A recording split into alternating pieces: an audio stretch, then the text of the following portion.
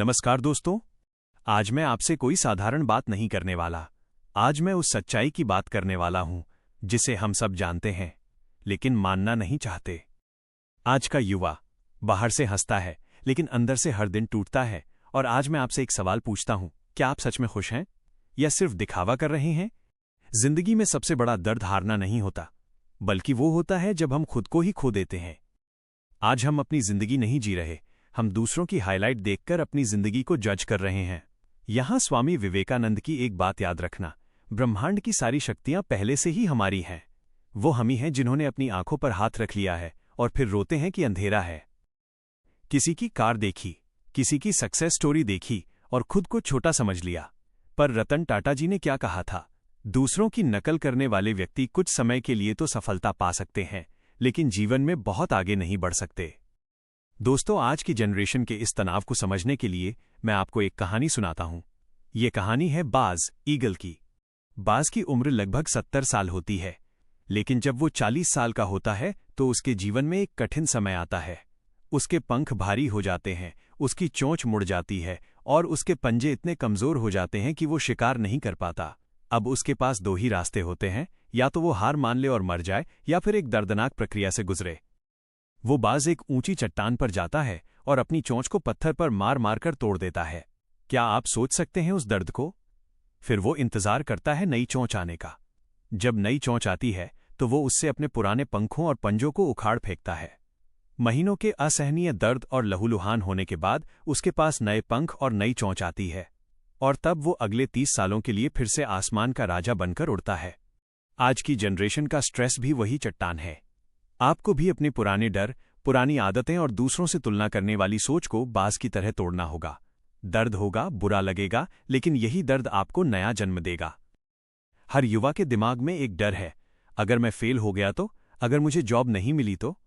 लेकिन doctor APJ Abdul Kalam जी की एक बात हमेशा याद रखना, फेल का मतलब है फर्स्ट अटेम्प्ट इन लर्निंग, यानी सीखने की।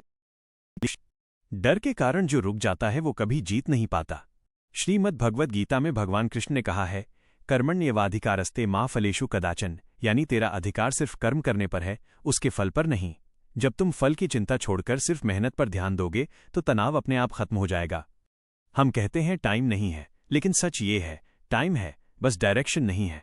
जिस दिन तुमने टाइम को रिस्पेक्ट करना सीख लिया, उस दिन लाइफ तुम्हें रिस्पेक्ट करना शुरू कर देगी। ओवरथिंकिंग, यानी ऐसी प्रॉब्लम्स क्रिएट करना जो अभी एग्जिस्ट ही नहीं करती। स्वामी विवेकानंद ने सही कहा था, एक समय में एक काम करो और ऐसा करते समय अपनी पूरी आत्मा उसमें डाल दो और बाकी सब कुछ भूल जाओ। दिमाग को अगर कंट्रोल नहीं किया तो वही दिमाग तुम्हें कंट्रोल करेगा। Late night, junk food, no exercise, और फिर हम कहते हैं स्ट्रेस बहुत है। अगर बॉडी वीक है तो माइंड स्ट्रांग नहीं रह सकता। रतन टाटा जी हमेशा कहते थे, अगर आप दूर तक चलना चाहते हैं तो साथ मिलकर चलें, अपनी सेहत और अपने अपनों को साथ लेकर चलें। दोस्तों, ध्यान से सुनो, स्ट्रेस तुम्हारी कमजोरी नहीं है, स्ट्रेस तुम्हारा टीचर है। डॉक्टर कलाम कहते थे, इंतजार करने वालों को उतना ही मिलता है जितना कोशिश करने वाले छोड़ देते हैं। प्रेशर ही इंसान को हीरा बनाता है, वरना पत्थर तो हर जगह मिलते हैं। अगर आज आप टूटे हुए हो, अगर आज आप परेशान हो, तो याद रखो, आप खत्म नहीं हुए, आप बन रहे हो। जब तक दर्द नहीं होगा तब तक बदलाव नहीं होगा। रतन टाटा जी की एक और बात गांठ बांध लो, मैं सही निर्णय लेने में विश्वास नहीं करता, मैं निर्णय लेता हूं और फिर उन्हें सही साबित कर देता हूं। आज एक डिसीजन लो, कंपेयर करना छोड़ोगे, फियर को फेस करोगे, टाइम को वैल्यू दोगे, ओवरथिंकिंग को कंट्रोल करोगे और अपनी हेल्थ को प्रायोरिटी दोगे। या तो तुम अपने स्ट्रेस को कंट्रोल करो या स्ट्रेस तुम्हारी जिंदगी को कंट्रोल कर लेगा। दोस्तों, जिंदगी आसान नहीं है, लेकिन आप स्ट्रांग हो। स्वामी विवेकानंद का वो नारा अपने दिल में बसा लो, उठो, जागो और तब तक मत रुको जब तक लक्ष्य प्राप्त न हो जाए। और अंत में डॉक्टर कलाम की ये जादुई लाइन याद रखना, सपने वो नहीं होते जो आप सोते समय देखते हैं, सपने वो होते हैं जो आपको सोने नहीं देते। खुद पर विश्वास रखो, क्योंकि अगर तुम खुद पर विश्वास नहीं करोगे तो दुनिया कभी नहीं करेगी। अगर ये वीडियो दिल को छू गया हो तो इसे लाइक करें, शेयर करें और सब्सक्राइब करें नित्यानंदा मोटिवेशनल चैनल को। धन्यवाद। खुश रहो, आगे बढ़ो और कभी हार मत मानो।